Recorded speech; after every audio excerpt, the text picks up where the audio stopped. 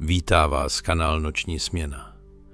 Dnes pro vás máme tajuplnou povídku od autora Guy de Maupassanta z roku 1887 s názvem Noc. Pohodlně se usaďte a nechte se vtáhnout do příběhu o jedné velmi neobvyklé procházce potemnělou Paříží. Miluji noc s vášní. Miluji ji, jako člověk miluje svou vlast nebo svou milenku. Láskou instinktivní, hlubokou, nepřekonatelnou. Miluji ji všemi svými smysly, očima, které ji vidí, čichem, který ji dýchá, ušima, které naslouchají jejímu tichu, celým svým tělem, které temnota konejší. Skřivani zpívají na slunci, v modrém vzduchu, v teplém vzduchu, v lehkém vzduchu jasných jiter. Sova prchá nocí, černá skvrna prolétající černým prostorem a potěšena, opojena černou nesmírností, vyráží svůj chvějivý a zlověstný křik. Den mě unavuje a nudí. Je brutální a hlučný. Vstávám s obtížemi. Oblékám se s únavou, vycházím z lítostí a každý krok, každý pohyb, každé gesto, každé slovo, každá myšlenka mě vyčerpává, jako bych zvedal zdrcující břemeno. Ale když slunce klesá, zaplaví mě zmatená radost. Radost celého mého těla. Probouzím se, ožívám. Jak stín roste, cítím se úplně jiný. Mladší, silnější, čilejší, šťastnější. Sleduji, jak houstne ten velký sladký stín padající z nebe. Zaplavuje město jako nepolapitelná a neproniknutelná vlna. Skrývá, maže, ničí barvy i tvary, svírá domy, bytosti i památky svým neznatelným dotekem. Tehdy mám chuť křičet radostí jako síčci, běhat po střechách jako kočky a v žilách se mi rozhoří prudká, nepřekonatelná touha milovat. Jdu, kráčím, hned v potemnělých předměstích, hned v lesích sousedících s Paříží, kde slyším toulat se své sestry šelmy a své bratry pytláky. To, co člověk miluje násilně, ho nakonec vždy zabije. Ale jak vysvětlit, co se mi děje?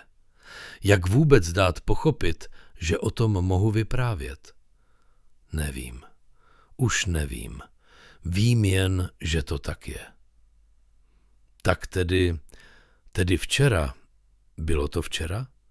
Ano, nepochybně. Leda, že by to bylo dříve, jindy, v jiný měsíc, v jiný rok. Nevím. Muselo to však být včera, protože den už nevyšel, protože slunce se znovu neobjevilo. Ale jak dlouho už ta noc trvá? Odkdy? Kdo to řekne? Kdo to kdy bude vědět? Tedy včera jsem vyšel jako každý večer po večeři. Bylo velmi krásně, velmi mírně, velmi teplo. Když jsem scházel k bulvárům, díval jsem se nad hlavu na černou řeku plnou hvězd, vyříznutou v nebi střechami ulice, která se kroutila a vlnila jako skutečný proud nesoucí hvězdy. V lehkém vzduchu bylo vše jasné, od planet až po plynové lampy. Tolik ohňů svítilo tam nahoře i ve městě, až se temnota zdála zářivou. Zářivé noci jsou veselější než velké slunečné dny. Na bulváru zářily kavárny, lidé se smáli, procházeli, pili. Vešel jsem na chvíli do divadla, do kterého už nevím. Bylo tam tak jasno, že mě to rozesmutnilo. A vyšel jsem ven se srdcem poněkud zatemněným tímto nárazem brutálního světla na zlato balkónů, umělým třpitem obrovského křišťálového lustru, bariérou ohňů rampy, melancholií toho falešného a syrového jasu. Došel jsem na Champs-Élysées, kde se kavárny s koncerty zdály být ložisky požárů v Listoví. Kaštany potřené žlutým světlem vypadaly jako namalované, jako fosforeskující stromy. A elektrické koule, podobné zářivým a bledým měsícům, měsíčním vejcím spadlým z nebe, monstrózním živým perlám, nechávali pod svým perleťovým, tajemným a královským jasem blednout pramínky plynu, toho ošklivého, špinavého plynu a girlandy barevných skel. Zastavil jsem se pod vítězným obloukem, abych se podíval na třídu, tu dlouhou a obdivuhodnou hvězdnou třídu, vedoucí k Paříži mezi dvěma řadami světel. A ty hvězdy. Hvězdy tam nahoře, neznámé hvězdy, vržené náhodou do nesmírnosti, kde vykreslují ty bizarní obrazce, které nás nutí tolik snít, tolik hloubat. Vešel jsem do boloňského lesíka a zůstal tam dlouho, velmi dlouho. Zmocnilo se mě zvláštní zachvění, nepředvídané a mocné pohnutí, vzepětí mysli hraničící se šílenstvím. Kráčel jsem dlouho, velmi dlouho. Pak jsem se vrátil. Kolik bylo hodin, když jsem znovu procházel pod vítězným obloukem? Nevím. Město usínalo a po obloze se pomalu natahovaly mraky. Velké černé mraky. Poprvé jsem pocítil, že se stane něco zvláštního, nového. Zdálo se mi, že je zima, že vzduch houstne, že noc, má milovaná noc, mi těžkne na srdci.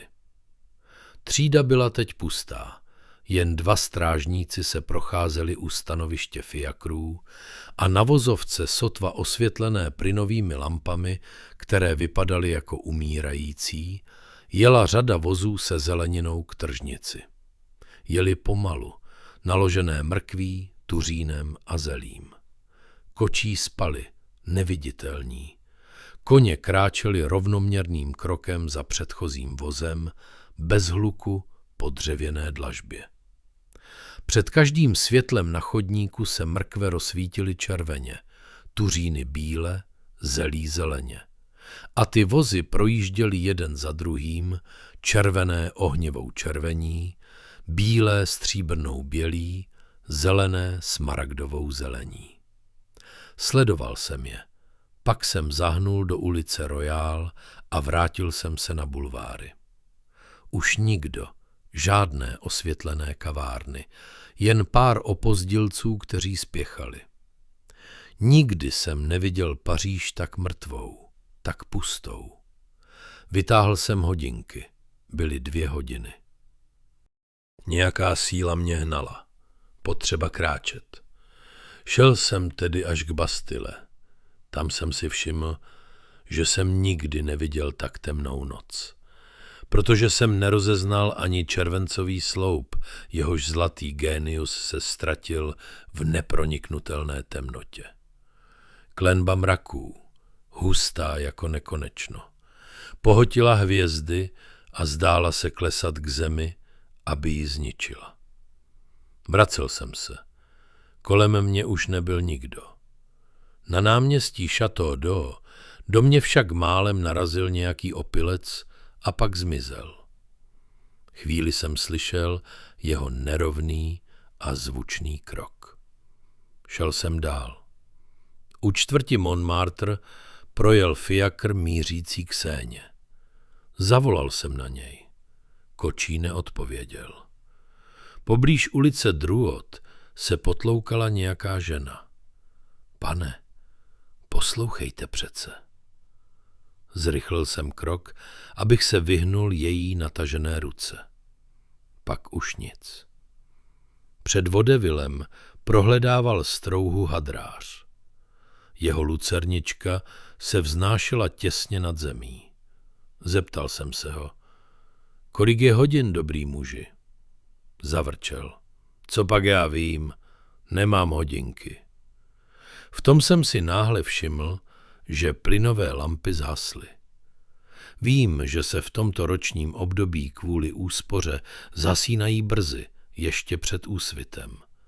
Ale k dennímu světlu bylo ještě daleko, tak daleko. Půjdu k tržnici, pomyslel jsem si. Tam alespoň najdu život. Vydal jsem se na cestu, ale neviděl jsem si ani na krok. Postupoval jsem pomalu, jako v lese. Ulice jsem poznával tak, že jsem je počítal. Před Crédit Lyonnais zavrčel pes. Zahnul jsem do ulice de Grammont. Zabloudil jsem. Bloudil jsem a pak jsem podle železných mříží, které ji obklopují, poznal burzu. Celá Paříž spala hlubokým, děsivým spánkem. V dálce však hrčel fiakr. Jediný fiakr. Možná ten, který kolem mě před chvílí projel. Snažil jsem se ho dostihnout. Šel jsem za zvukem jeho kol pustými a černými ulicemi. Černými jako smrt. Znovu jsem zabloudil. Kde jsem byl? Jaké šílenství zasínat plyn tak brzy? Ani jeden chodec, ani jeden opozdilec, ani jeden tulák, ani jedno mňoukání zamilované kočky. Nic. Kde tedy byli strážníci? Řekl jsem si. Budu křičet. Oni přijdou. Vykřikl jsem. Nikdo neodpověděl. Zavolal jsem hlasitěji. Můj hlas odletěl bez ozvěny. Slabý, udušený, drcený nocí, tou neproniknutelnou nocí. Zařval jsem. Pomoc! Pomoc! Pomoc! Můj zoufalý výkřik zůstal bez odpovědi. Kolik tedy bylo hodin? Vytáhl jsem hodinky, ale neměl jsem sirky. Poslouchal jsem lehké tikání malého strojku s neznámou a bizarní radostí. Zdálo se, že žije. Byl jsem méně sám. Jaká záhada. Znovu jsem se dal do pohybu jako slepec. Hmatal jsem holý pozdech a každou chvíli jsem zvedal oči k nebi v naději, že se konečně objeví den. Ale prostor byl černý. Úplně černý. Hlouběji černý než město. Kolik mohlo být hodin? Kráčel jsem, jak se mi zdálo, nekonečně dlouho, protože nohy se pode mnou podlamovaly, hruď mi bušila a strašlivě jsem trpěl hladem. Rozhodl jsem se zazvonit u prvních vrat. Zatáhl jsem za mosazný knoflík a zvonek v ozvučném domě zacinkal. Zacinkal zvláštně, jako by ten vibrující zvuk byl v domě sám. Čekal jsem. Nikdo neodpovídal. Nikdo neotevřel. Zazvonil jsem znovu. Znovu jsem čekal. Nic. Dostal jsem strach. Běžel jsem k dalšímu domu a 20krát po sobě jsem nechal rozeznít zvonění v temné chodbě, kde musel spát domovník. Ale neprobudil se. A já šel dál. Táhl jsem vší silou za kroužky nebo knoflíky, tloukl nohama, holí i rukama do vytrvale zavřených dveří. A náhle jsem si všiml, že přicházím k tržnici. Ales. Tržnice byly lidu prázdné, bez hluku, bez pohybu, bez vozu, bez člověka. Bez jediného svazku zeleniny nebo květin. Byly prázdné, nehybné, opuštěné, mrtvé. Zmocnila se mě hrůza, strašná. Co se to dělo? O můj Bože, co se to dělo? Znovu jsem vyrazil. Ale čas. Kdo mi řekne, kolik je hodin? Žádné hodiny na věžích ani na památkách neodbíjely. Pomyslel jsem si, otevřu sklíčko u hodinek a nahmatám ručičku prsty. Vytáhl jsem hodinky. Už netloukly. Zastavili se. Už nic, nic. Ani záchvěv ve městě, ani záblesk, ani šelest zvuku ve vzduchu. Nic. Už nic. Ani vzdálené hrčení fiakru. Už nic. Byl jsem na nábřeží a z řeky stoupal ledový chlad. Teče Sejna ještě? Chtěl jsem to vědět. Našel jsem schodiště, sešel jsem dolů.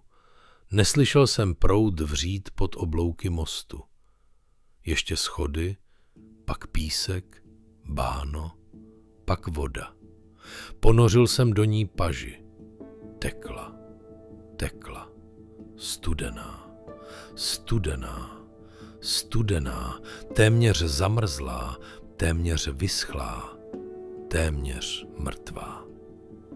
A cítil jsem jasně, že už nikdy nebudu mít sílu vystoupit nahoru a že tam zemřu. Já také, hlady, únavou a zimou.